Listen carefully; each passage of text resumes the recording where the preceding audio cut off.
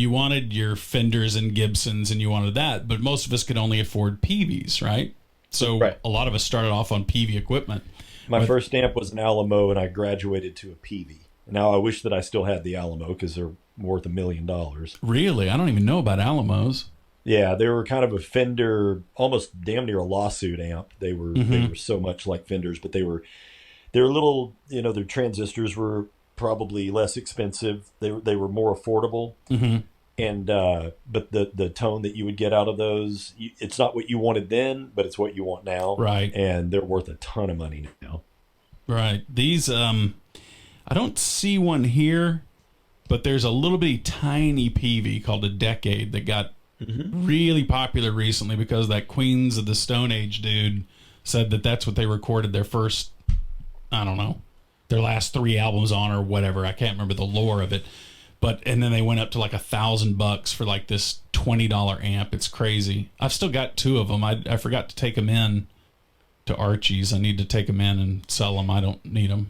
You're obsessive when you get on something as far as like the type, when well documented and talked about the typewriter obsession of restoring old typewriters. As a matter of fact, I am literally 12 inches from one that you gave me. Didn't I give you a Smith Corona Classic 12? Is that what it says? You sure on it? did. Is it a script machine or is it a regular typeface? It's one of the portable ones. It comes in the little case, but it's great. I love it. And I still use it for, sending notes to my mom and addressing envelopes to people when I actually send, real mail. Oh man, that makes me so happy that you're still using it. I love that thing.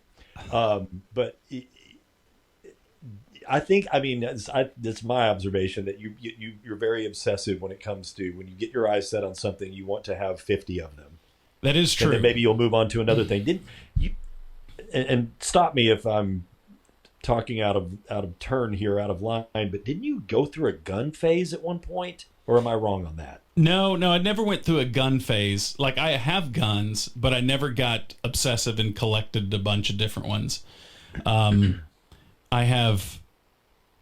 Let's see. If I was to detail my weaponry, I've got a 375 H&H, which is a Winchester Model 70 version of 375 H&H. I think I have a Remington shotgun, semi-auto.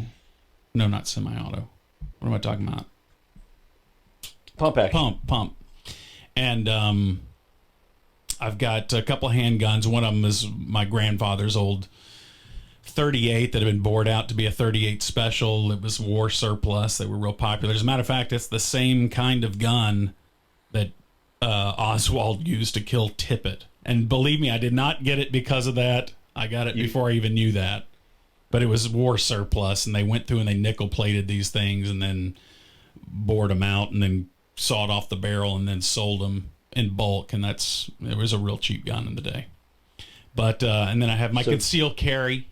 That I don't speak of. When did you get your license to do that, or to do the concealed carry, and how long does it last? 15 years ago or something. I'm not even sure. I think it lasted for like 5 years, but you don't need them anymore. I went and took that class, and I've talked about it on the air about how that was just the people in that class scared me. It was really? And these were the people who were seeking the education in order to actually carry legally at the time. To conceal carry, you had to have the license at the time. And there were just a lot of people in there that did not deserve to pass that class at the end and should not have been allowed to carry a gun. I mean, when you do the range portion at the end of the classes, there were 3 or 4 probably people who were like, it won't work. And then they're turning the gun back towards themselves and the instructor looking at it and the instructor's freaking out, telling them to put the gun down. I mean, it was just like it was a mess. And they just pushed them through? Yeah, I guess they passed them ultimately. They, reprimanded them and then passed them. There was one dude who the instructor, at the beginning of the class says, this is what we're covering. We'll go over this. This class is going to last X amount of hours, but by the time we're done, then hopefully everybody will know how to use a firearm safely and know the laws surrounding guns. Any questions? And dude raises his hand and goes, so if we pass this, we'll get our license today because I really need it for tonight. Like, so creepy. You know, all these people had plans that they needed to be well armed for, and yeah. So you said you don't need it anymore? No, you can conceal carry now. You can open carry, I think, now too in Texas. I mean, you can. I thought that was just like long guns, like rifles and such. No, you've always been able to open carry long guns, but now you can also do handguns too. So you can walk down the street or walk into, you know, I mean, certain businesses don't allow the possession of firearms, but with a holster, a visible holster showing that you're packed. Yeah.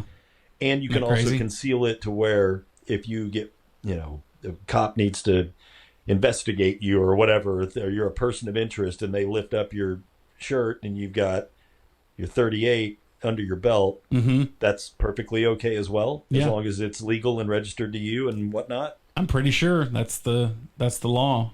Because I looked into taking one of those classes probably about 5 years ago. It's when I moved out to Far East Dallas, because I didn't know the neighborhood out here that well. In my first week here, it was, you know, just intermittent, rapid gunfire every night of the week. I'm like, oh my God, I didn't have a dog at the time. And, you know, it was just me by myself. Like, man, what happens if somebody busts in here or, you know.